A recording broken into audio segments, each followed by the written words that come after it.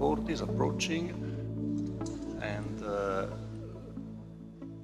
Luca is going to refer on Hegel after Sellars.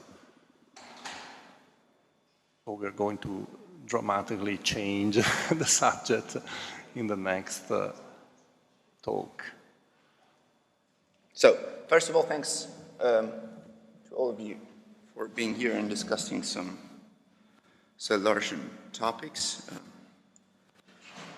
Normally, I would also thank the organizer for the invitation, but being one of them is less necessary. But I would like to thank all the people that helped out in putting together this meeting. So it helped me and Antonio to putting together this meeting. I would like to use this workshop first as an opportunity to discuss some very preliminary ideas that are part of a larger project focusing on the evolving reception of Hegel in the American philosophy. And today, my aim is to focus in particular on one part of this story. And I will focus on the role played by Sellars in shaping what is sometimes called the contemporary Hegel-renaissance. So this phenomenon which took place in the last 35 years, which saw different scholars, number of Anglophone scholars, claiming that Hegel can provide us with conceptual resources for solving or dissolving answering particular problems concerning philosophy of mind, the nature of conceptual activity, the character of knowledge, and so on. So, what I would like to do in this talk is, back to the text is not to analyze Sellars' interpretation of Hegel, which is, as we will see, not very developed, to say the least. Nor will I make comparisons between Sellars and Hegel's thought, which I've done elsewhere. Instead, I'd like to make just some historical remarks and track some Sellarsian themes in today's Hegelism, addressing in particular the question about how they entered the Hegel Renaissance and shaped the image of Hegel provided by some recent scholarship. So at least I must say my survey will maybe or might appear general, and in some ways it is intentional, partially because I'm at the beginning of this kind of more historically oriented part of my research, partially because my intention is to give you the general trajectory characterizing the Hegel Renaissance, and I hope we can get into the details during the discussion. So although the claim that Sellars played a major role, both historically and theoretically, in catalyzing today's revival of Hegel is widely accepted, the question of precisely how this happened and what its consequences were as yet to be determined. It's a fruitful dialogue, I think, between the different ways of approaching Hegel that circulate today, which often run risk of talking past each other. Normally, the main point of connection of Sellars with Hegel is often taken to be the famous critique to the myth of the given. And I think this claim is not wrong, but seems to be at least partial. For although certainly important, Sellars' critique of the myth of the given, especially as it is carried out in EPM, did not play historically a key role in the Hegel revival. So in what follows, I will investigate other views of Sellars that I think are more important to understanding how historically and theoretically Hegel was mobilized in several domains. Before doing that, I will briefly provide some context about the fate of Hegel in the US. So I will make a detour into the magic Hegel world, which is going to take us away from Sellars, at least at the beginning. I will highlight some well-known, but other probably less-known figures in the Hegel arena. So part one, the fate of Hegel before Sellars. Some scholars have argued 1945 marked the nadir, the lowest point of Hegel's reputation in the US. So in that year, certainly Popper published his Open Society as its enemy, in which he notably accused Hegel of being the father of what he called, quote, the poisonous intellectual disease of our own time, which I call oracular philosophy, end of the quote. And in the same year, Bertrand Russell published The History of Western Philosophy, in which he attacked Hegel with arguments close to Popper, closing his chapter on Hegel with a famous sarcastic remark, according to which Hegel, quote, illustrates an important truth, namely, that the worse your logic, the more interesting the consequences to which it gives rise, end of the quote. And anti-Hegelian arguments had been present in previous years in both the tradition that are considered distinctive of American thought. In the pragmatist tradition on the one hand, in particular advanced by William James, and on the other hand, in the beginnings of the so-called analytic philosophy, where the reaction to Hegel is famously constituted what has been called the origin myth of analytic philosophy. So in 1945, all these tendencies, so to speak, crystallized, and to state it very, very briefly, maybe all too briefly, in the words of Henry Harris, they sealed in amber, so to speak, the image of Hegel which would become canonical for the next years. And this image was not a positive one. In the following decades, basically, Hegel disappeared from, and in part from, the Anglophone philosophical mainstream. And the process of rehabilitation that began afterwards was slow and kind of difficult. Many years and many different paths. The recovery first began thanks of new translations of Hegel work into English.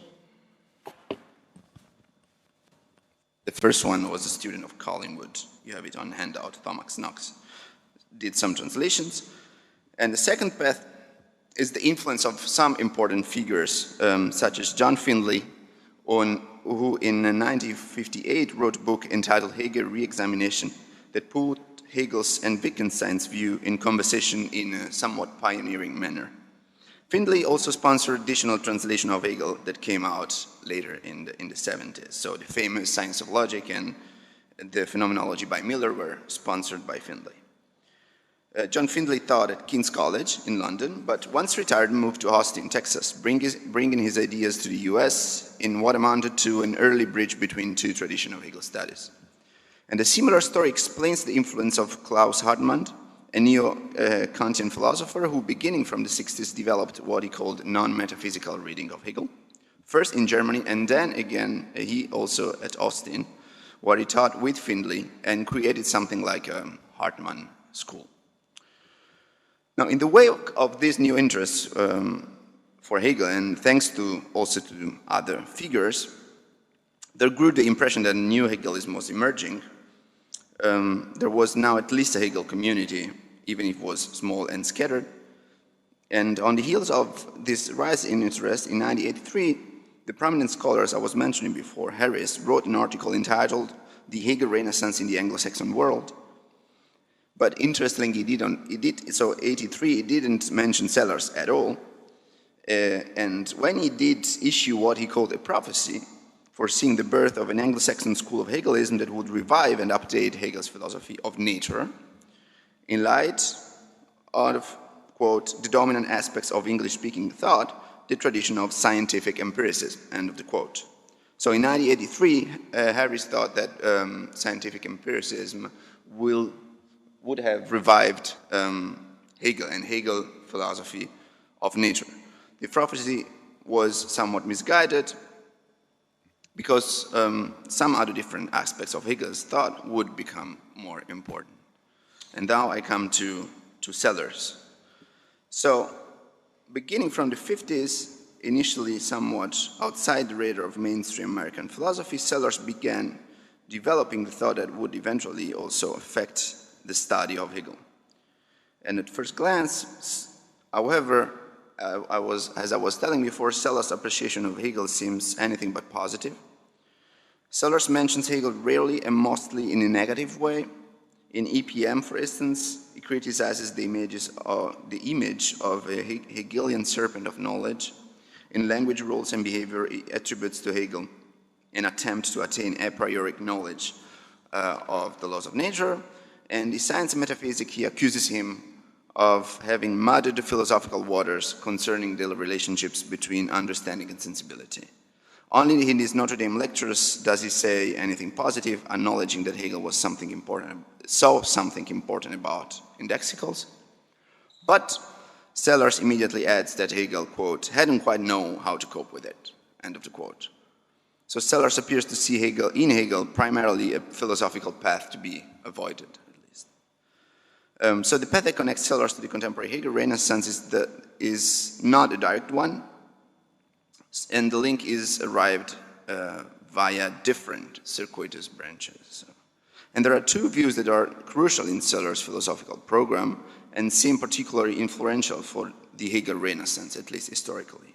One is related to Sellars' famous conception of conceptual thought, the other to Sellars' equally famous views on the contents of perceptual experience.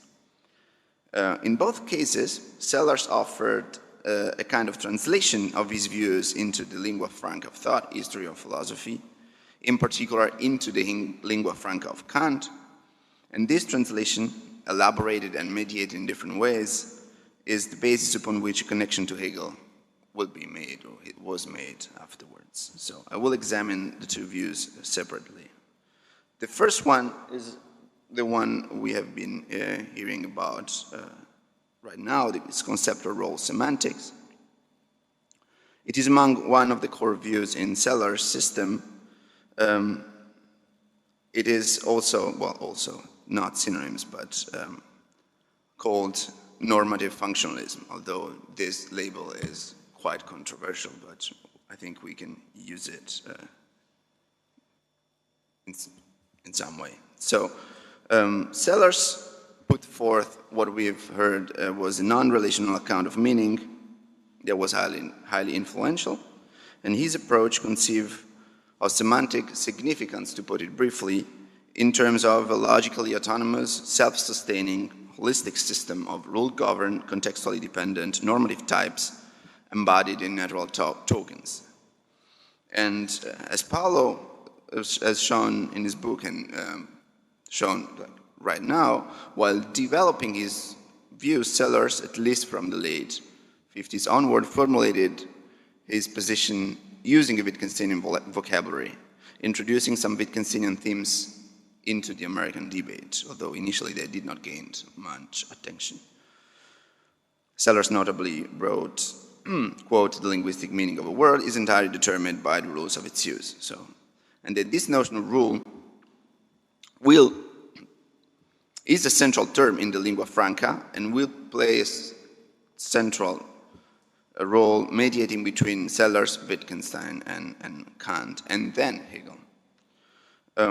This very notion of rule is equally notoriously at the core of Sellars' views on conceptual activity, thanks to his, again, controversial analogical conception of thought, put forth in EPM and so on in several writings. Sellars conceives of conceptual activity as analogous, in a relevant sense, to outer, meaningful verbal activity. To be brief, very brief again, maybe we all know this, but Sellars uses semantic significance as a model for conceiving conceptual contentfulness, or contentful conceptual episodes. Okay. Sellars had then a sophisticated picture of linguistic practice, but I will not dig into it. What is interesting for us is that while developing this program, which he sometimes calls transcendental linguistics, he attributed a form of his notion of conceptual activity to Kant. So Sellars saw on Kant how this conception of conceptual activity translates into the lingua franca of Kant. Well, this is also, sorry. To put it again very briefly, Sellars, especially in his, there are many ways in which Sellars' views translate into the lingua franca of Kantianism. Sometimes he says that the difference between Kantian difference between Ding and sich and appearance can be translated into his difference between manifest and scientific image. But in his autobiographical reflection, he mentions two ways, in particular, in which he does this translation into the lingua franca of Kantianism. And the first one is related to the view I just sketched on conceptual activity. Sellars wrote in his autobiographical reflection, quote, I would have to work out a whole new way of looking at the conceptual order. What was needed was a functional theory of concepts, which would make their role in reasoning rather than a supposed origin in experience their primary feature, the influence of Kant was to play a decisive role. And Kant, according to Sellars, was among the first thinkers who conceived concepts in such a normative functional way. To quote Sellars again, quote, Kant's revolutionary move was to see the categories as concepts of functional roles in mental activity, end of the quote. So attributing this picture of thinking, attributing this picture of thinking to Kant is now also, some other people do it in the wake of Sellars, so this is at the core of, for example, Brandon's recent reading of Kant as the father of the so-called normative turn in philosophy, for example, but the same way of understanding Kant's conceptual activity had its consequences already in the first year of the Hegel-renaissance in the 70s. And that's what I want to turn to. So what happens to Hegel scholarship in the 70s and how this conception or reading of Kant as the father of a conceptual role semantic will affect the interpretation of Hegel. To see how these Sellarsian views affect the interpretation of Hegel, one should step back to the historical survey I just presented before. So in the 70s, as I said, John Finlay and Klaus Hartmann were in Austin, developing a non-metaphysical reading of Hegel, trying to free Hegel from many of his alleged metaphysical obscurities and interpret him as a category theorist. At the same time, there was also a young assistant professor at Austin, Lawrence Bonjour, who was a student of Rorty and a Sellarsian. He had written a dissertation on Sellars' theory of knowledge. And there was also a young PhD student who would become one of the main protagonists of the contemporary Hegel Renaissance, namely Terry Pinckard. And as far as I know, Pinckard was the first to synthesize the non-metaphysical insight on Hegel of Hartmann, the Wittgensteinian interpretation of Finlay, and the Sellarsian idea of a conceptual role semantic drawn from Bonjour to interpret not only Kant, but also Hegel's science of logic.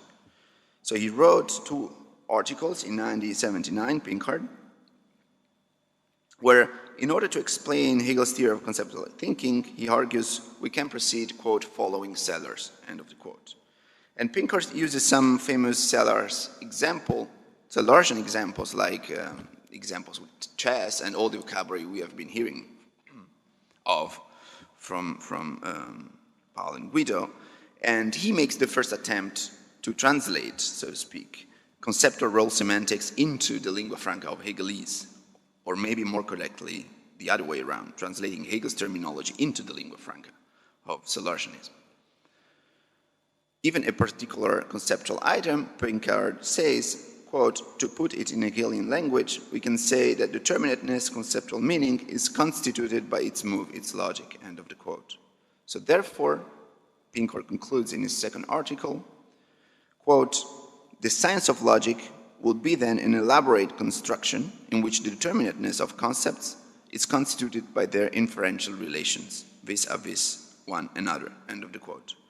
So under the influence of the Sellarsian Bonjour, as I said, and Wittgenstein and Finlay, Pinckard started the movement of transporting Sellarsian views on semantic significance from Kant to Hegel, in a way. And the same applies to another protagonist of the contemporary Hegel Renaissance, Robert Pippin, who, as a PhD student, studied under Sellars. Pippin also attributed a Sellarsian account of conceptual activity to Hegel in his famous book, Hegel's Idealism, in 1989, where he appears to address Hegel's science of logic by mobilizing the term of conceptual role semantics as well. Hegel, Pippin argues, is following Kant in claiming that to understand a concept is, quote, to understand how to use it in a variety of judgment, end of the quote. And that means, according to Pippin, that for Hegel, a concept, quote, acquires a determinate sense only insofar as it cannot play cannot play a role, maybe, in an interrelated network of judgments, end of the quote, namely in a system of inferences. So the connection between the Sellars-renaissance normative conception of meaning and Hegel was then was made first by Pinckert and taken up by Pippin, but I think it was fostered by other tendencies in American philosophy. So from the late 70s to the late 80s, a new strand of an old debate concerning transcendental idealism in the later Wittgenstein emerged. And if I'm not wrong, the debate was reinitiated by a paper by Bernard Williams entitled Wittgenstein and Idealism, and was carried out by scholars like Jonathan Lear, Barry Stroud, and Adrian Moore. And one of the issues at stake was the idea that a norm-governed inferential structure could be seen as some sort of transcendental condition for meaning in language, and a transcendental condition for contentful thought. In that respect, the connection between Kant's view on conceptual thinking on the one hand and the Wittgenstein-Sellars line of thought on normative functionalism on the other started to seem less eccentric. Lear, for example, explicitly depicted his reading of Wittgenstein's investigation as post-Kantian. The same did Moore. And this debate, so I have the impression that these debates birthed a particular understanding of the notion of rule that enabled an approach to Kant and then Hegel through Sellars-renaissance categories. And this route was naturally bolstered also by the new attention to the notion of rule that followed the appearance of Kripke's book on Wittgenstein rule and private language in '82. So although I cannot follow all the various trends here, the Wittgensteinian debates produced a range of terms and the vocabulary that was then used to approach Hegel. And among the protagonists of the mid-'80s debate on following a rule, for example, there was John McDowell, who wrote several articles on the problem of following a rule, and there he elaborated important conceptual tools and terminology that he then later applied to Hegel. So I can't dwell on it right now, but that's... So in the year, eventually, the year in which these tendencies were started in late 70s and continued in the 80s, emerged these tendencies to draw a connection between Sellars and Hegel through the new interest in Wittgenstein's. Reached its peak was '94, when three important books were published: McDowell's Mind and World, Brandom Making It Explicit, and Pinckert, Hegel's Phenomenology. So, and although in different ways, somewhat very different, sometimes very different ways, the three works made use of the previous debates and interpretative moves to progress from a Sellars-renaissance and Wittgensteinian background, first to Kant's theory of concepts and perceptual experience, and then to Hegel. McDowell, Brandom, and Pinckert not only adopted the typical left Sellars-renaissance stance, according to which the normative realm is logically autonomous and cannot be reduced to any descriptive or causal account, but also engaged and made use of specific Sellars-renaissance tools. Pinckert, for instance, exploiting views that he has been developing since the 80s, employed the notion of social space to interpret Hegel, a notion that he explicitly drew from J. Rosenberg, students of Sellars, who had himself used it to describe a set of formal and material inferences. Brandom, on the other hand, in the first part of Making It Explicit, develops a discussion of Kant's account of cognition based on a Sellars-renaissance take, and attributes to Kant with a proto-form of inferentialisms that would later be developed by Hegel, according to Brandom. And finally, McDowell and Sams attribute to Kant and then implicitly to Hegel a theory of conceptual activity that draws many elements from Sellars through the route I was trying to sketch before. So in this way, Sellars-renaissance conceptual role semantics, mediated by the Renaissance, so Wittgenstein Renaissance, shaped the notion of rule that allowed all three authors to interpret Kant's and Hegel's theory of concept. That was concerning one of the first main Sellars-renaissance themes that flew into the new or recent Hegel interpretation. The other big theme, the other big Sellars-renaissance influence concerns, I think, the topic of perceptual experience. Sellars mentions it in his autobiographical reflection. This is the second point of interest in Kant that leads to Hegel. for Sellars, Kant's view are paradigmatic of his conception of perceptual content, to the extent that, we all know it, maybe Sellars himself models his views on Kant's construal of perceptual experience. In translating his own account and vocabulary about perceptual experience into Kant's, Sellars notably draws a sharp distinction between intuitions and sensations. While on the one hand he considers Kant's sensation as blind, non-conceptual episodes, analogous to his own sense impressions, on the other hand he puts forth a reading that considers intuitions in Kant as conceptually shaped perceptual items, which also have a linguistic structure, the famous this such. The kind of arguments and the textual evidence that Sellars provides to support this reading will be equally very influential. In particular, Sellars' thesis of the conceptuality of intuitions in Kant, as it is put forth in his Science and Metaphysics and in his Kantian essays and lectures, still constitutes the core of what today is called the conceptualist-non-conceptualist debate. And in particular, many Sellarsian arguments and much of the textual evidence Sellars already provided in Science and Metaphysics are used by conceptualist interpreters of the critique of pure reason. But what is interesting from the perspective of, let's call it a history of Hegelian reception of Sellars' theme, is that Sellars' conceptualist reading of the metaphysical and the transcendental deduction of the critique of pure reason, together with his insistence on certain passages, A79 for example, played a major role in making Hegel newly, let's say, palatable or at least accepted in the US.